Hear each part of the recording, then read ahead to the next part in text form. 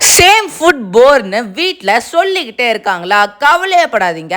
இந்த வீடியோவில் நான் சொல்கிறேன் 6 நாளைக்கு 6 விதவிதமான டிஃபன் ஐட்டமை எப்படி டேஸ்டியாகவும் சட்டுன்னு செய்கிறதுன்னு பார்க்கலாமா? வாங்க. தோசை வறுவல் எப்படி செய்யுதுன்னு பார்க்கலாமா? ஒரு மண் சட்டி பாத்திரத்தில் 1 டேபிள் ஸ்பூன் அளவுக்கு இல்லை எண்ணெயை ஊற்றிட்டு 1/2 டீஸ்பூன் சோம்பு இதில் நம்ம சேர்த்திக்கலாம். இதில் கொஞ்சமாக கருப்புளியும் இல்லை சேர்த்திட்டு சின்ன சின்ன பீஸாக கட் பண்ணி வச்சுருக்கிற பெரிய வெங்காயம் 1 கரண்டி அளவுக்கு இல்லை சேர்த்திட்டு நல்லா சிம்லே வச்சு நல்லா வதக்கி விட்டுக்கோங்க. இதில் தேவையான அளவுக்கு உப்பு இதில் நம்ம ஆட் பண்ணிக்கலாம். கொஞ்சமாக மஞ்சத்தூளையும் இல்லை சேர்த்திட்டு 1/4 டீஸ்பூன் மிளகாத்தூள் இதில் நம்ம சேர்த்திக்கலாம். 1/4 டீஸ்பூன் மல்லித்தூளும் இதில் சேர்த்திட்டு 1/4 டீஸ்பூன் கறி மசால் தூள் இதில் நம்ம ஆட் பண்ணிக்கலாம். நம்ம போட்டிருக்கிற மசாலா ஃபுல்லாகவே ஸ்ப்ரெட் ஆகிற மாதிரி நல்லா வதக்கி விட்டுக்கோங்க. இல்லை இந்த மாதிரி கன்சிஸ்டன்சி வந்தோன்னா தனியாக எடுத்து வச்சுக்கோங்க. இப்போ ஒரு தோசை கடையில் ஊத்தாப்பம் சைஸில் இந்த தோசையை சுட்டுட்டு 2 பக்கம் நல்லா திருப்பி விட்டுக்கோங்க. இல்லை 2 பக்கம் நல்லா வெந்திருக்கணும். ஒரு 5 நிமிஷம் நல்லா ஆறுனதுக்கு அப்புறமா சின்ன சின்ன பீஸாக கட் பண்ணி ஒரு தோசை ஃபுல்லாகவே இதில் சேர்த்திட்டு நம்ம போட்டிருக்கிற மசாலா ஆனியன் ஃபுல்லாகவே ஸ்ப்ரெட் ஆகிற மாதிரி நல்லா வதக்கி விட்டுக்கோங்க. இதில் இந்த மாதிரி கன்சிஸ்டன்சி வந்தோன்னா இதை ஒரு பிளேட்டில் ட்ரான்ஸ்ஃபர் பண்ணி எடுத்து வச்சு பார்த்தீங்கன்னா நமக்கு சுவையான தோசை வறுவல் ரெடி. பிரெட் உப்மா எப்படி செய்யுதுன்னு பார்க்கலாமா? ஒரு மண் சட்டி பாத்திரத்தில் 1 டேபிள் ஸ்பூன் அளவுக்கு இல்லை எண்ணெயை ஊற்றிட்டு 1/2 டீஸ்பூன் கடுகு இதில் நம்ம சேர்த்திக்கலாம். இதில் 1/2 டீஸ்பூன் கடலைப்பருப்பையும் இதில் சேர்த்திட்டு சின்ன சின்ன பீஸாக கட் பண்ணி வச்சுருக்கிற பச்சை மிளகாய் 1 பச்சை மிளகாவை இதில் சேர்த்திக்கோங்க. இல்லை சின்ன சின்ன பீஸாக கட் பண்ணி வச்சுருக்கிற பெரிய வெங்காயம் 1 கரண்டி அளவுக்கு இதில் சேர்த்திட்டு கொஞ்சமாக கருவேப்பிலையும் இதில் நம்ம ஆட் பண்ணிக்கலாம். இது எல்லாமே போட்டுட்டு நல்லா சிம்லேயே வச்சு நல்லா வதக்கி விட்டுக்கோங்க. இதில் கொஞ்சமாக மஞ்சத்தூளையும் இதில் சேர்த்திட்டு நல்லா ஸ்லோவாக நல்லா வதக்கி விட்டுக்கோங்க. இல்லை இந்த மாதிரி கன்சிஸ்டன்சி வந்தோடனே சின்ன சின்ன பீஸாக கட் பண்ணி வச்சுருக்கிற ப்ரெட்டை 1 கரண்டி அளவுக்கு இதில் சேர்த்திட்டு நம்ம போட்டிருக்கிற மசாலா ஆனியன் ஃபுல்லாகவே ஸ்ப்ரெட் ஆகிற மாதிரி நல்லாவே கலந்து விட்டுக்கோங்க. எதுவுமே உடையாத மாதிரி ஒரு 5 நிமிஷம் நல்லா வேகட்டும், நல்லா கிறிஸ்பியாகட்டும் ப்ரெட் எல்லாமே. இதில் இந்த மாதிரி கன்சிஸ்டன்சி வந்த உடனே இது ஒரு பிளேட்டில் ட்ரான்ஸ்ஃபர் பண்ணி எடுத்து வச்சு பார்த்தீங்கன்னா நமக்கு சுவையான பிரெட் உப்மா ரெடி. பொடி பணியாரம் எப்படி செய்யுதுன்னு பார்க்கலாமா? ஒரு பவுலில் 2 கரண்டி அளவுக்கு இட்லி தோசை மாவை இதில் சேர்த்திட்டு சின்ன சின்ன பீஸாக கட் பண்ணி வச்சுருக்கிற கருவேப்பிலை கொஞ்சமாக சேர்த்திட்டு கொஞ்சமாக பச்சை மிளகாயில் ஆட் பண்ணிக்கலாம். சின்ன சின்ன பீஸாக கட் பண்ணி வச்சுருக்கிற பெரிய வெங்காயத்தை இதில் சேர்த்திட்டு இதில் தேவையான அளவுக்கு உப்பையும் போட்டுட்டு நல்லா கலந்து விட்டுக்கோங்க. இதில் இந்த மாதிரி கன்சிஸ்டன்சி வர வரைக்கும் நல்லா கலந்து விட்டுக்கிட்டே இருங்க. இப்போ ஒரு பணியார கல்ல ஒரு குழிலையும் ஒரு டேபிள் ஸ்பூன் அளவுக்கு இல்லை எண்ணெயை ஊற்றிட்டு ஒரு குழியில் நம்ம ரெடி பண்ணி வச்சிருக்கிற பணியார மாவை இதில் ஒரு குழியிலையும் நம்ம சேர்த்திக்கலாம். இதில் கொஞ்சமாக இட்லி பொடியை ஒரு பணியாரத்துலையும் இதில் சேர்த்திக்கோங்க. அப்போ தான் நமக்கு நல்லா ஸ்பைஸியாக நல்லா சூப்பராக டேஸ்ட்டாக இருக்கும். இதில் இந்த மாதிரி நல்லா 50% நல்லா வேகட்டும். இந்த மாதிரி நல்லா 50% வெந்த உடனே ஒரு குழியிலேருந்து ஒரு பணியாரத்தை இந்த மாதிரி ஸ்லோவாக அழகாக ஒன்றா இந்த மாதிரி திருப்பி விட்டுக்கோங்க. இதுக்கு மேலேயும் நம்ம கொஞ்சமாக இட்லி பொடியை இதில் நம்ம சேர்த்திக்கலாம். இதில் கொஞ்சமாக கொத்தமல்லியும் அப்படியே மேலே தூவி விட்டுக்கோங்க. இதில் நமக்கு ஃபுல்லாகவே ரெடி ஆகிடுச்சு. எவ்வளோ மொறுன்னு இருக்குது பாருங்கள். இப்போ நான் ஒரு குச்சியில் எடுத்து காமிக்கிறேன் எப்படி மொறுன்னு இருக்கு. இதில் இந்த மாதிரி கன்சிஸ்டன்சி வந்த உடனே இது ஒரு பிளேட்டில் ட்ரான்ஸ்ஃபர் பண்ணி எடுத்து வச்சு பார்த்தீங்கன்னா நமக்கு சுவையான பொடி பணியாரம் ரெடி. இட்லி வதக்கல் எப்படி செய்யுதுன்னு பார்க்கலாமா? ஒரு மண் சட்டி பாத்திரத்தில் 1 டேபிள் ஸ்பூன் அளவுக்கு இல்லை எண்ணெயை ஊற்றிட்டு 1/2 டீஸ்பூன் சோம்பு இதில் நம்ம சேர்த்திக்கலாம். 1/2 டீஸ்பூன் கடுகையில் சேர்த்திட்டு இதில் கொஞ்சமாக கருவேப்பிலையில் நம்ம ஆட் பண்ணிக்கலாம். சின்ன சின்ன பீஸாக கட் பண்ணி வச்சுருக்கிற பெரிய வெங்காயம் 1 கரண்டி அளவுக்கு இல்லை சேர்த்திட்டு நல்லா வதக்கி விட்டுக்கோங்க.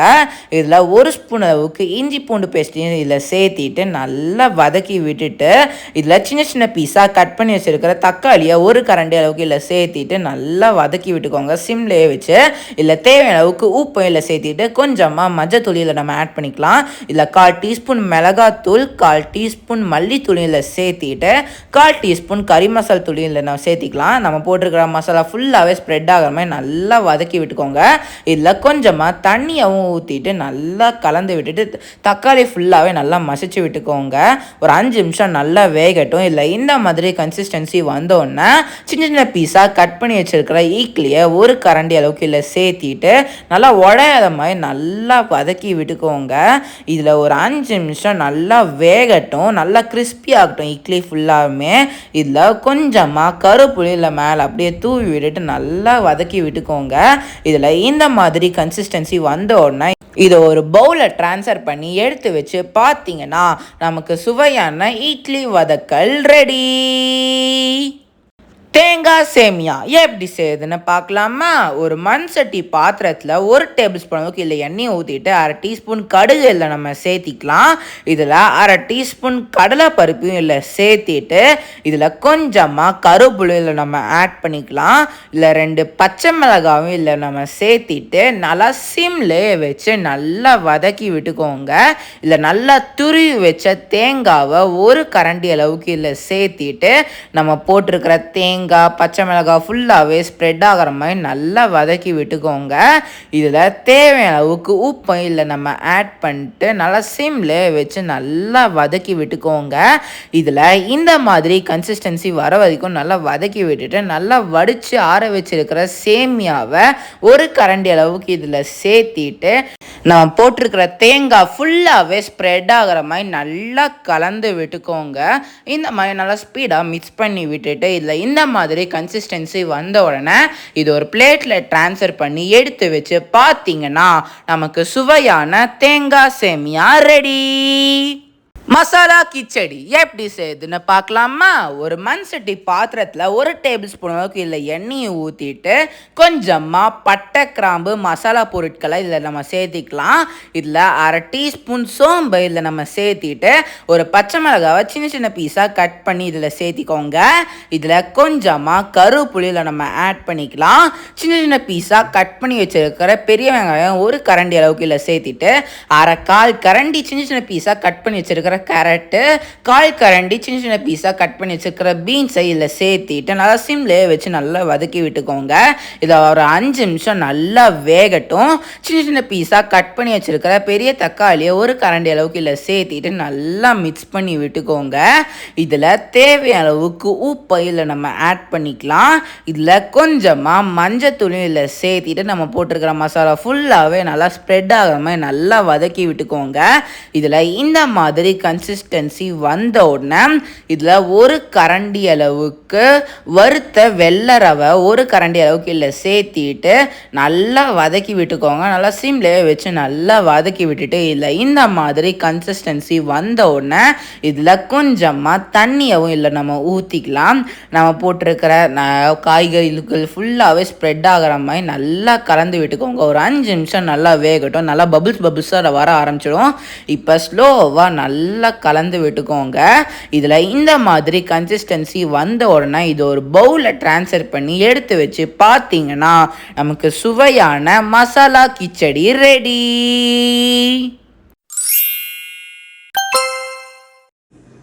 இப்ப சுவையான தோசை வறுவல் ரெடி ஆயிடுச்சு. இப்ப வாங்க டேஸ்ட் பண்ணி பார்க்கலாம் எப்படி இருக்குன்னு.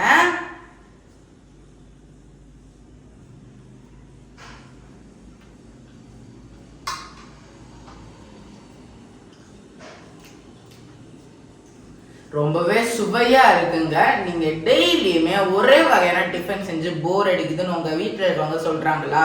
கவலையப்படாதீங்க. இந்த தோசை வறுவல் செஞ்சு கொடுத்தீங்கன்னா டெய்லியுமே இதான் வேணும்னு கேட்பாங்க. அதுவும் நான் சொன்ன மாதிரில ட்ரை பண்ணி பார்த்தீங்கன்னா ரொம்ப வித்தியாசமான டேஸ்ட்டில் இருக்கும். எல்லாருமே ஆச்சரியப்படுவாங்க. கண்டிப்பாக ட்ரை பண்ணி பாருங்க. இப்ப சுவையான பிரெட் உப்மா ரெடி ஆயிடுச்சு. இப்ப வாங்க டேஸ்ட் பண்ணி பார்க்கலாம் எப்படி இருக்குன்னு.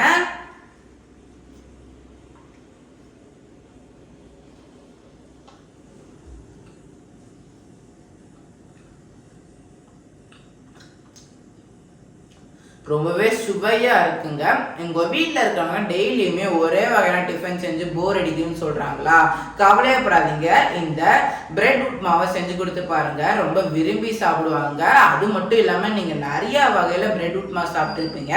அதுவும் நான் சொன்ன ட்ரை பண்ணி பார்த்து ரொம்ப வித்தியாசமான டேஸ்ட்ல இருக்கும். எல்லாருமே ஆச்சரியப்படுவாங்க. கண்டிப்பா ட்ரை பண்ணி பாருங்க. இப்ப சுவையான பொடி பணியாரம் ரெடி ஆயிடுச்சு. இப்ப வாங்க டேஸ்ட் பார்க்கலாம் எப்படி இருக்குன்னு.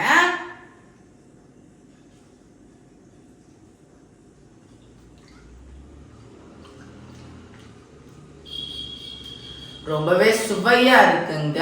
உங்களுக்கு பொடி பிடிச்சிச்சுன்னா இந்த மாதிரி பொடி பணியாரமா செஞ்சு கொடுத்து பாருங்க, ரொம்ப விரும்பி சாப்பிடுவாங்க. டெய்லியும் ஒரே மாதிரியான டிஃபன் செஞ்சு போர் அடிக்குதுன்னு சொல்றாங்களா? உங்க வீட்டில் உங்களுக்கு இந்த மாதிரி பொடி பணியாரமா செஞ்சு கொடுத்து பாருங்க, ரொம்ப விரும்பி சாப்பிடுவாங்க. அதுவும் நான் சொன்ன ட்ரை பண்ணி பாத்தீங்கன்னா ரொம்ப வித்தியாசமான டேஸ்ட்ல இருக்கும். எல்லாருமே ஆச்சரியப்படுவாங்க. கண்டிப்பா ட்ரை பண்ணி பாருங்க.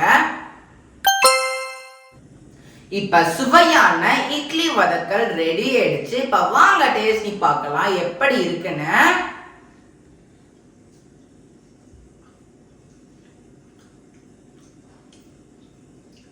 ரொம்பவே சுவையா இருக்குங்க. டெய்லியும் ஒரே வகையான டிஃபன் செஞ்சு போர் அடிக்குதுன்னு சொல்றாங்களா? இந்த மாதிரி டிஷ்ஷை செஞ்சு கொடுத்து பாருங்க, ரொம்ப விரும்பி சாப்பிடுவாங்க. அதுவும் இட்லி பிடிக்கிறவங்களுக்கு இந்த மாதிரி செஞ்சு கொடுத்து பாருங்க, டெய்லியுமே இதான் வேணும்னு கேட்பாங்க. அதுவும் நான் சொன்ன மெத்தட்ல ட்ரை பண்ணி பார்த்தீங்கன்னா ரொம்ப வித்தியாசமான டேஸ்ட்ல இருக்கும். எல்லாருமே ஆச்சரியப்படுவாங்க. கண்டிப்பா ட்ரை பண்ணி பாருங்க. இப்ப சுவையான தேங்காய் சேமியா ரெடி ஆயிடுச்சு. இப்ப வாங்க டேஸ்ட் பார்க்கலாம் எப்படி இருக்குன்னு.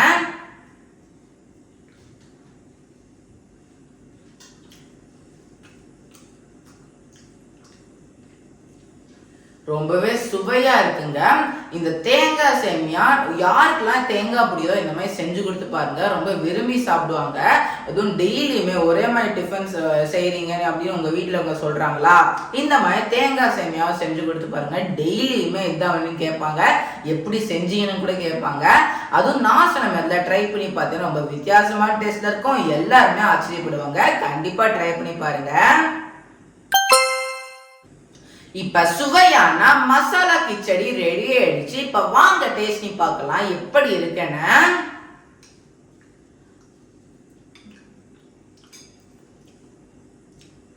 ரொம்பவே சுவையா இருக்குங்க. நீங்க நிறைய விதத்துல கிச்சடி சாப்பிட்டுருப்பீங்க.